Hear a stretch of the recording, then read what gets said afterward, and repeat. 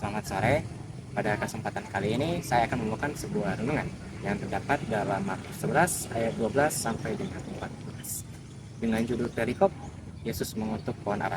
Tema yang saya akan angkat peringatan akan kemunafikan rohani dan dan iman yang tidak berbuah. Akankah lebih bijaksana untuk kita sebagai orang Kristen untuk hidup dalam iman yang tulus, iman yang sejati, agar kita dapat berbuah di hadapan Tuhan, bukan hanya sekedar memiliki penampilan Kristiani saja dari luar. Saya akan mengangkat 3 poin utama. Untuk poin yang pertama itu, penampilan bisa menipu.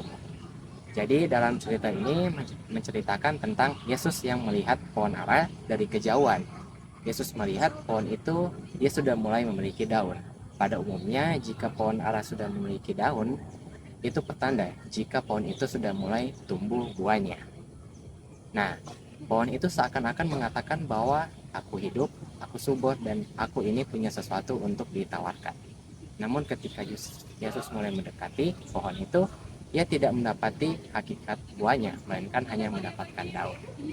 Nah, pohon ara ini juga seringkali dilambangkan sebagai bangsa Israel dalam perjanjian lama. Pohon ara yang berdaun lebat dan tidak berbuah itu melambangkan kondisi rohani dari bangsa Israel dan pemuka agamanya pada saat itu. Mereka memiliki daun seperti aktivitas rohani, tapi mereka tidak memiliki hati yang benar, hati yang berbuah, atau hati yang dicari oleh Tuhan. Kita seringkali sebagai orang Kristen terjebak dalam Kristiani daun, aktivitas gereja dan segala macam, tetapi kita perlu ingat bahwa Tuhan tidak menilai dari penampilan luar saja, tetapi apakah buah yang ada di dalam kita itu memang ada. Nah, apakah segala kegiatan rohani yang telah kita lakukan itu hanya berupa daun-daun kosong yang menyembunyikan kebatinan atau kekeringan batin kita? Poin yang kedua, Yesus mencari buah. Yesus mencari dan ia merasa lapar, kemudian mendekati pohon itu dengan harapan mendapatkan hakikat buahnya. Itu melambangkan ekspektasi ilahi. Jadi Tuhan menciptakan manusia itu bukan hanya sebagai pasangan rohani, tetapi agar manusia juga bisa menghasilkan sebuah buah bagi kemuliaannya. Nah, buah itu seperti apa sih dalam kehidupan orang yang percaya?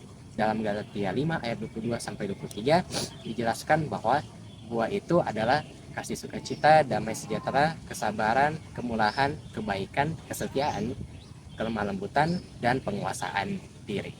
Tuhan lapar untuk melihat buah ini ada di dalam hidup kita. Maka dari itu patut kita pikirkan kembali, apakah kita sebagai orang Kristen yang hanya mengikuti gereja, aktivitas gereja, tetapi tidak ada buah yang ada di dalam diri kita tersendiri. Nah, pertanyaannya, apakah kita sudah siap jika Tuhan mendekati hari ini kepada diri kita? Apakah kita mempunyai nilai-nilai yang telah saya sebutkan tadi dalam diri kita? Perlu kita ingat bahwa iman sejati itu dia tidak statis, tapi iman itu dia hidup, iman itu dia bertumbuh, dan iman itu pastinya akan menghasilkan buah. Poin yang ketiga, ketidakmunafik, konsekuensi dari ketidakberbuahan. Nah, jadi dalam cerita ini Yesus mengatakan kepada pohon ara itu dengan tegas, janganlah selagi pun orang memakan buahmu selamanya.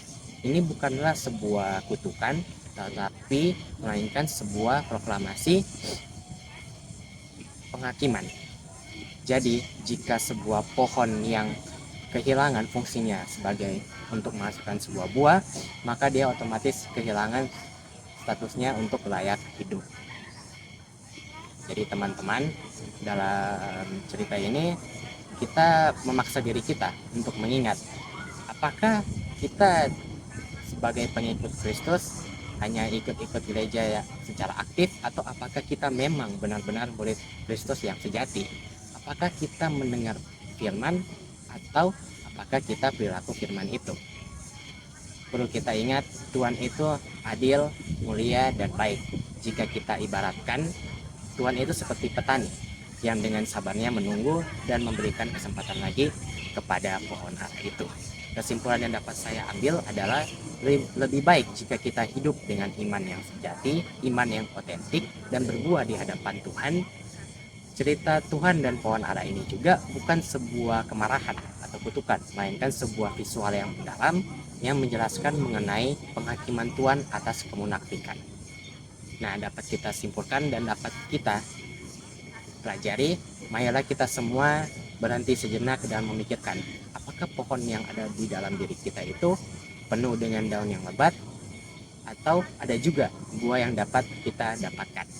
Janganlah kita hanya puas dengan menjadi orang Kristen yang dari penampilan luar saja, tetapi perlu kita ingat bahwa nilai-nilai Kristiani itu perlu kita terapkan dalam kehidupan kita sehari-hari, dari dalam diri kita dan juga terhadap sesama. Dengan begitu, marilah kita mengikuti Tuhan dan memohon kepada Dia agar Roh Kudus dapat bekerja di dalam hati dan pikiran kita masing-masing. Dengan begitu, kita memiliki buah kebenaran. Sekian dari renungan yang akan saya bawakan. Saya ucapkan terima kasih.